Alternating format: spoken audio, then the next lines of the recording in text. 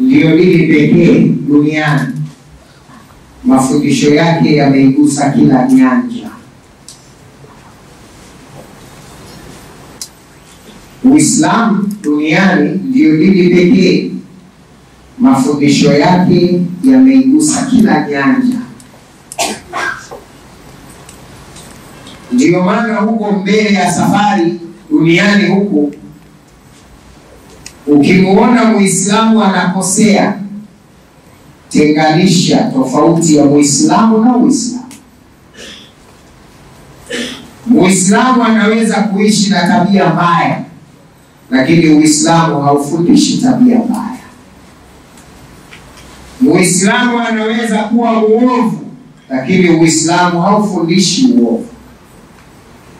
Misingi ya dini ya Kiislamu ni kumwandaa mwanadamu kuwa mja mwema tangu hajapatikana mpaka inapatikana mimba yake, mpaka anazaliwa, mpaka analelewa, anakuwa, mpaka naye anakuja kuwa kiongozi wa familia, ni baba au mama. Uislamu umetufundisha misingi ya tabia au malezi bora ya watoto yanatakiwa yaanzwe katika ndoa. Muislamu anapofanya maamuzi ya kuoa au anapofanya maamuzi ya kuolewa, anatakiwa atambue maamuzi hayo yana vipengele kadhaa mbele yake, yana mambo yasiyopungua 4 mbele yake. Unapooa mke unayemuoa, kwanza atakuwa mkwe wa wazazi wako. Kwa lazima uoe mwanamke ambaye anajua thamani ya wazazi wako, kwamba wewe unayeoa pepo yako iko chini ya nyayo za wazazi wako. Anapokuja katika ndoa atambue thamani ya wazazi wako, kwa sababu kwa kuoa mke bora utapata radhi za wazazi, na kwa kuoa mke wa hovyo utakosa radhi za wazazi. La pili, mke unayemuoa anatakiwa atambue kwamba wewe ni mja wa Mwenyezi Mungu, una haki za moyo wako, na anatakiwa awe mstari wa mbele kukuhimiza juu ya kutekeleza haki za Mola wako. Ajue kwamba wewe unahitaji kuswali, wakati shetani atakupitia utakuwa mvivu. Yeye anatakiwa asimame kidete kabla hujaacha hiyo muda wa swala kupita, ahakikishe unaswali. Yeye anatakiwa atambue kwamba wewe kile utakachokisimamia, utakachokikusanya, kuna haki ya mayatima, kuna haki ya wajane, kuna haki ya waliosilimu, yale mafungu 8 ya watu wanaopewa zaka. Yeye anatakiwa ajue, asiwe mke anayeona mali kwenu anafikiria kujenga kwenye familia yao, anakusudia na anafikiria kuwasaidia ndugu zake, anakusudia kusaidia katika maisha yake binafsi, anawekeza zaidi kwake kuliko kuwekeza kwako mbele ya Mwenyezi Mungu. Unapooa mke anatakiwa ajue kwamba mke unayekwenda kumwoa ndiyo mama wa watoto wako. Kwa hiyo unakwenda kuoa mke, unawachagulia watoto aina ya mama.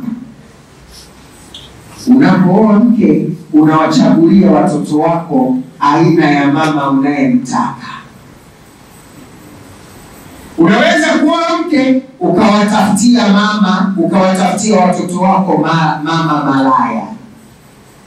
Yaani wewe mume kuoa kwako unaweza kuchangia kuwatafutia watoto wako mama malaya, mama ambaye anakuwa ndio fundisho, anakuwa ndio kitu cha kufanyia mazoezi, ndio anakuwa mwanamke ambaye watoto wote wanaobalehe katika mtaa wenu wao wanajifunzia mapenzi kwa mkeo, mama wa watoto wako.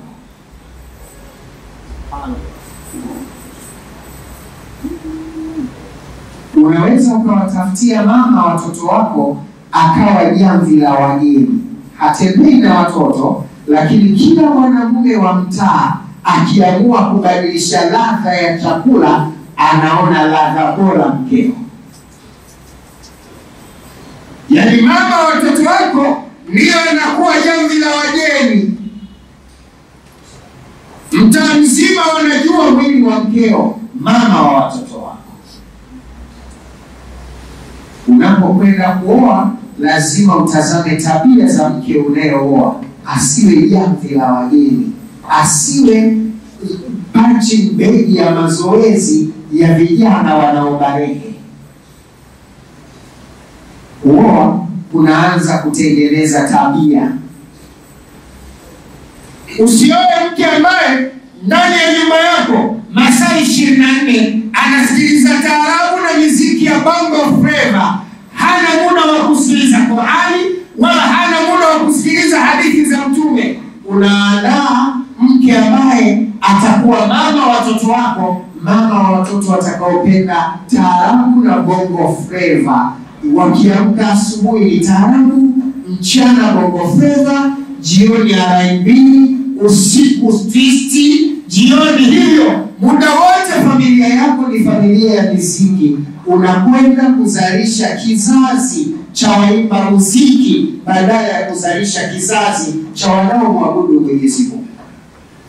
Mwisho wa siku wewe ndio unakuwa huna akili mwanao, kwa sababu star wa muziki wa Bongo Flava unajivunia kuambia watu mwanangu ndio namba 1 wa Bongo Flava Tanzania. Wewe mjinga unasubiri kwenda motoni.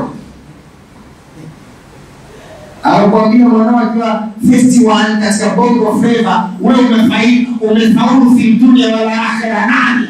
Wewe mjinga. Wewe bwege. Wewe fala zaidi ya yote. Ukujua malengo ya Mwenyezi Mungu kukuleta duniani ni yepi? Wala hujui malengo ya Mwenyezi Mungu kumleta mtoto wako duniani ni yepi? Hujui.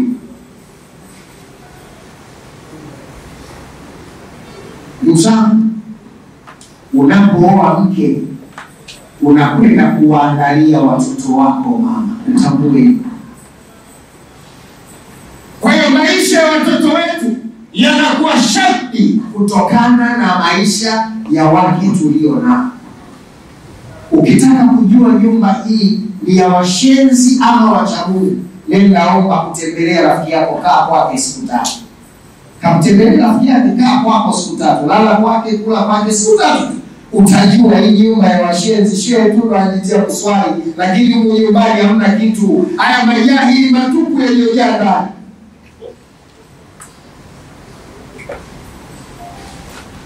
Kwa sababu familia nyingi wanafanya mazuri pale mzee yupo, akitoka nyumba ni shamba la baba.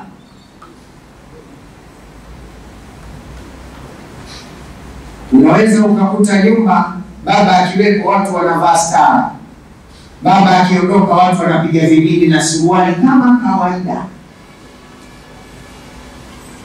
na mama hana cha kusema kwa watoto.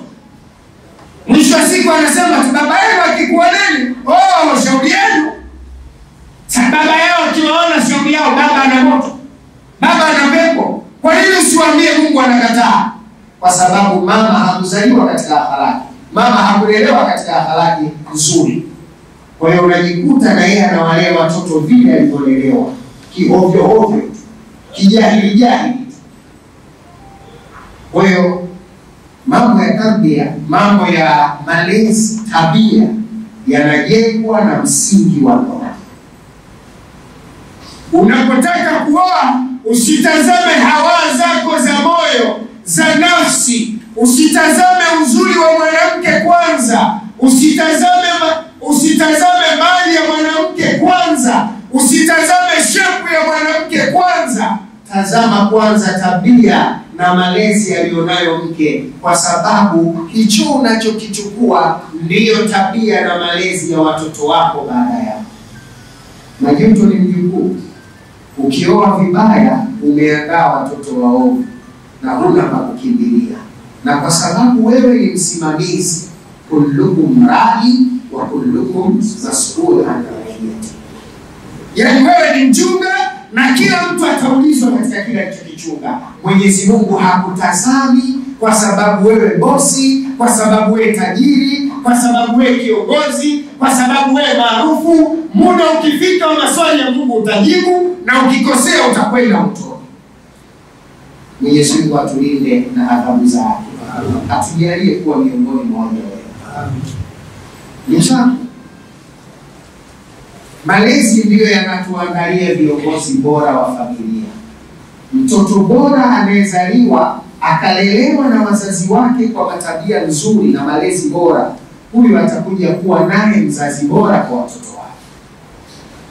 Na ndio maana mara nyingi mashehe waliosimama mikononi mwa Mwenyezi Mungu, waliojitahidi kuishi kwa kutafuta radhi za Mungu, basi walizaa kizazi kilichorithi tabia njema, kilichorithi maisha bora.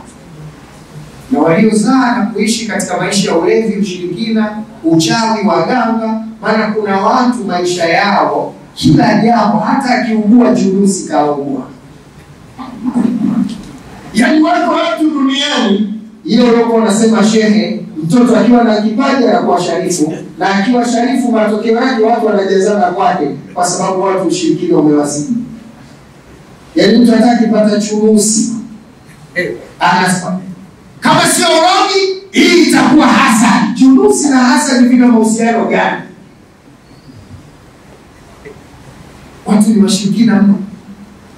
Maisha yetu sisi ni washirikina. Hapa sasa hizi tukisajiana, kuna watu wana hirizi, wengine wana tarasimu zina sura ya mtu hapa, wengine wana hirizi na kupumua. Yaani ambao watu bado wana hirizi na kupumua.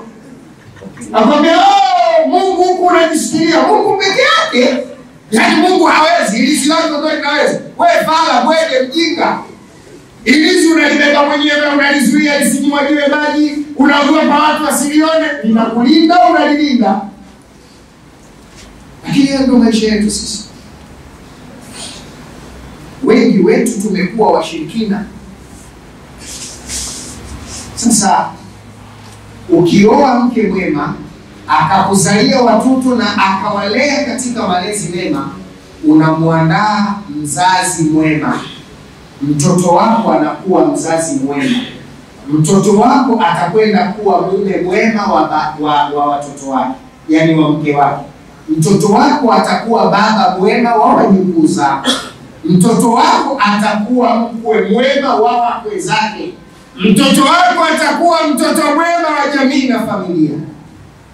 Mtoto akizaliwa na kukua katika mazingira ya wema, hawezi kuwa fisadi, hawezi kuwa chokora, hawezi kuwa mwizi wa mali za umma, hawezi kujinufaisha mwenyewe, hawezi kuona maisha ya dunia ni bora kuliko akhera, hawezi kuwa mwonevu. Mtoto akiwa muovu, kila uovu anaofanya anahisi yuko sahihi. Ndio wale inafika mahali akipata mamlaka na madaraka, ukifanya jambo anakuuliza, wewe unijui mimi nani? Wewe unajua mimi nani? Wewe nani? Simamia babako tu. Unajingine jipya zaidi ya hiyo. Lakini anakuwa ni mtu ambaye anatisha watu, anaonesha watu mabaya. Mtu mwema ni yule ambaye anataka kila mtu apate nafasi na haki yake. Kila mtu anapata wajibu na jukumu alilonalo na anaishi kwa amani yake. Utu wake anauheshimu. Mtu mwema anaheshimu utu wa kila mtu. Mtu mwema anaheshimu thamani na daraja ya kila mtu. Lakini mtu mwovu anachagua watu wa kuamiliana nao. Wale anawakontrol na kuona wanafaa ndo anaweka kwake, wengine anawafanya kuwa maadui. Ndugu zangu, isije nikaleta kisa cha mwazima jamvi na mtu aliyekwenda kuswalisha msikitini. Mawaidha yameendelea, anamwona mtu mbele analia na mwana asema, "Mimi nimeshika mawaidha sana." Maana mpaka anadondosha machozi. Ambia Sheikh, mimi hata siri kwa sababu ya mawaidha yako. Huo mswala wenyewe uliokanyaga hapo wangu, mwanangu analia njaa na mimi siwezi kukwambia acha. Nisaidie tu mswala wangu uende. Sheikh anaangalia chini kaangalia mswala kama ungekanyaga mimi. Kumbe ndio ilivyo.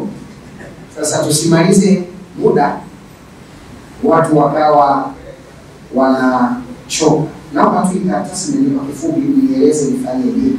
Yaani maelezo ya karatasi, nini ya karatasi? Au ndio shikoma. Wajane. Sasa kuna NBA 5, NBA 3 nini watoto? Namba idadi ya watoto wao. Mjane ana watoto 5. Hapa tumeletewa wajane 5.